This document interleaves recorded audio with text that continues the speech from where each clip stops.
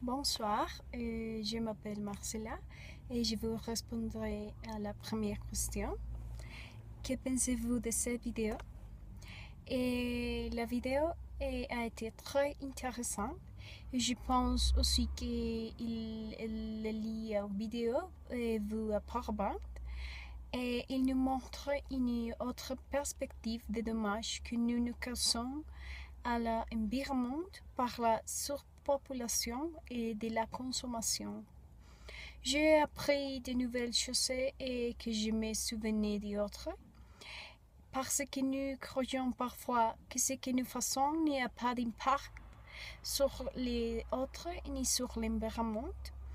Mais si nous pensons tout de manière égoïste et si nous agissons uniquement à notre avantage, l'impact que nous provoquons devient bien et plus important, grand. Par conséquent, nous devons être plus conscients de la responsabilité que nous avons en tant qu'habitants de cette planète. Agir et consommer consciemment est la première étape de la transformation, et non seulement individuelle, mais progressivement de la transformation de notre environnement. Il est vrai que le nombre de personnes augmente chaque jour, et nous devons donc être beaucoup plus responsables et conscients de nos décisions en matière de vie et de consommation des ressources de la planète. Que dit la vidéo des pays scandinaves? La Suisse, la Finlande et la Norvège ont des politiques destinées à prendre et protéger la petite enfance. On pourrait penser que ces pays comptent de nombreux habitants en raison de leur politique en faveur des familles. Mais c'est l'inverse. La croissance démographique est stable et faible. Les habitants ont une meilleure qualité de vie, sont mieux éduqués et bénéficient de bons programmes de sécurité sociale. La planète nous oblige à redéfinir notre projet de vie pour être plus solidaires. Que pensez-vous de la croissance démographique de l'humanité? Je pense que les chiffres de croissance démographique présentés dans les vidéos sont impressionnants.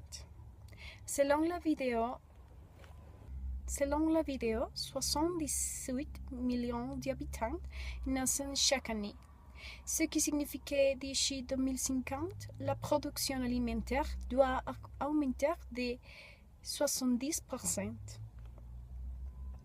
Je pense que le contrôle démographique